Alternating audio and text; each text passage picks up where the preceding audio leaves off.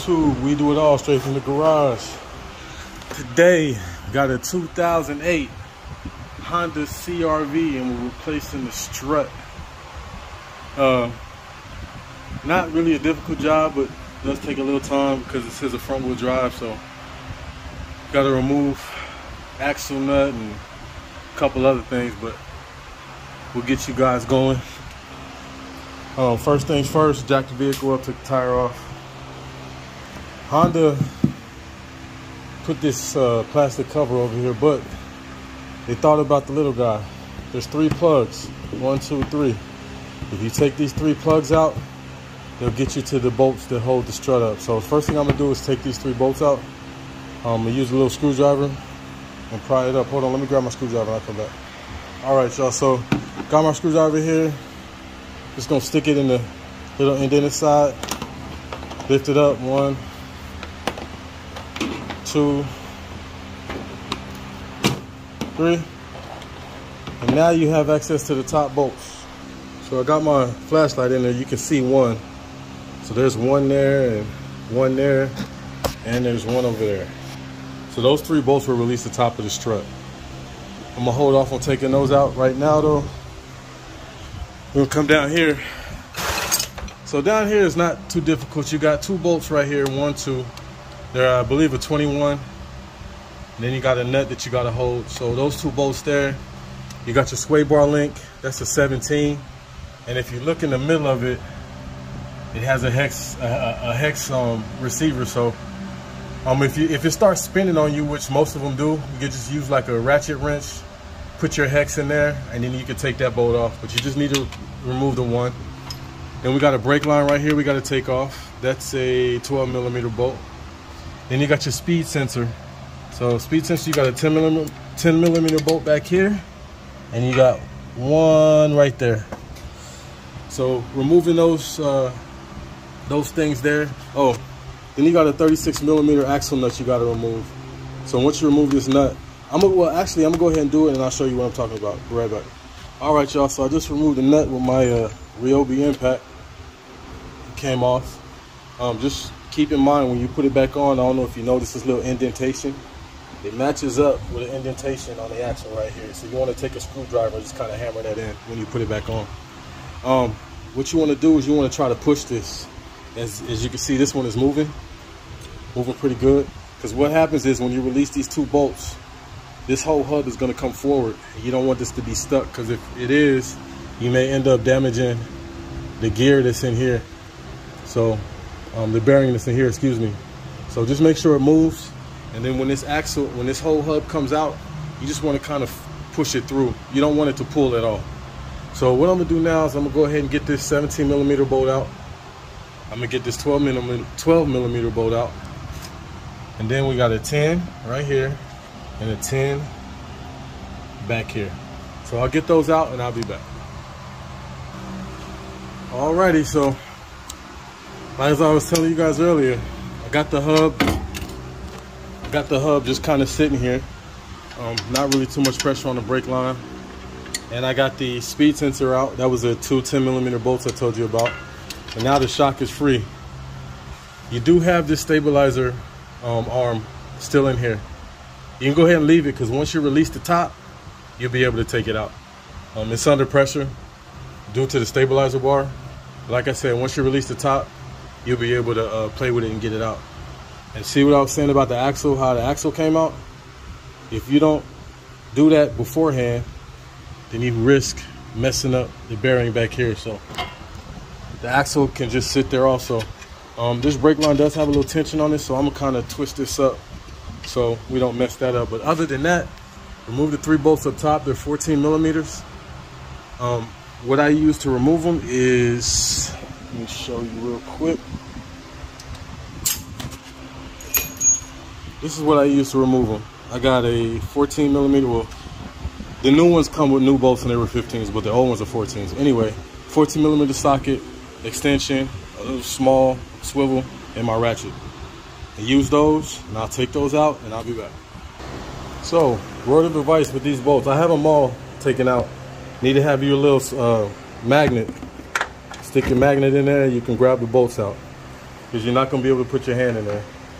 And if you decide to lose one, in my opinion, it's fine, because like I said, the new strut will come with these 3 bolts. So if one falls off in there and you can't get it, I wouldn't be too concerned about it, but that's just me. But as long as you have a magnet anyway, you can go ahead. What do you got? You can go ahead and just grab them out with your magnet. And now we'll go back to the bottom. Now, as you can see, the strut is loose. It's ready to come out. So as I'm pulling it, hold on one second. Okay, so as I was pulling it, I just kind of turned it sideways and my sway bar link came right out. These sway bar links are bad, they need to be replaced, but that's not part of this job, but just wanted to show you that right there. So now I'll take this out and put the new one in. So real quick, I was telling you guys about the brake line having stress on it. All I did is I took the axle, stuck it back in the hub a little bit, and now the brake line has no stress at all. So that's what I do to alleviate that. And then once you put the new strut back in, you really won't need to slide the axle all the way out. You'll be able to slide it in. I'm a one-man shop here, one-man job, so I'm gonna show you how I put them in. There's many other ways, but for me, I found a way that works for me. Just to kind of explain it, I'm gonna sit my shock in here, and I'm gonna take my jack, and I'm gonna jack up this bottom A-arm a little bit. I'm gonna put these 2 bottom bolts in, and then I'll match up the hose up top and jack the whole A-arm up into the hose. And if you have 2 people, you can have somebody hold the strut up while you put the bolts on up top. But when you're doing it by yourself, this is the best way I found to get it done. So I'll be back. I'll get everything set up and I'll be back.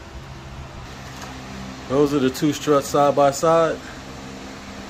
As you can see, the shaft is exposed on this one, so this rubber boot is just flapping here.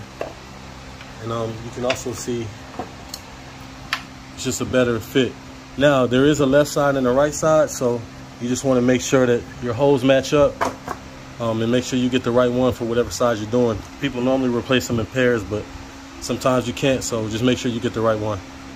All right, I'll be back when I get everything set up. Oh, there's the bolts I was talking about. Came with the bolts like I told you.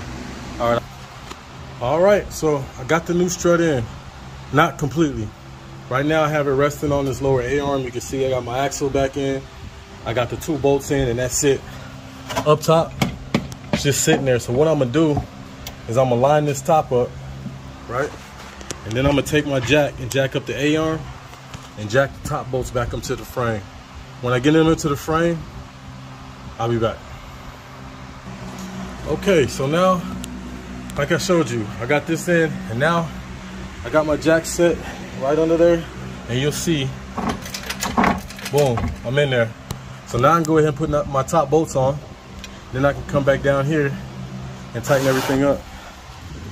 Kind of show you how I do these top bolts. Since you can't really reach your fingers in there, I got a trick. So, like I told you before, probably need a magnet to do this job. So what I do is I take my magnet,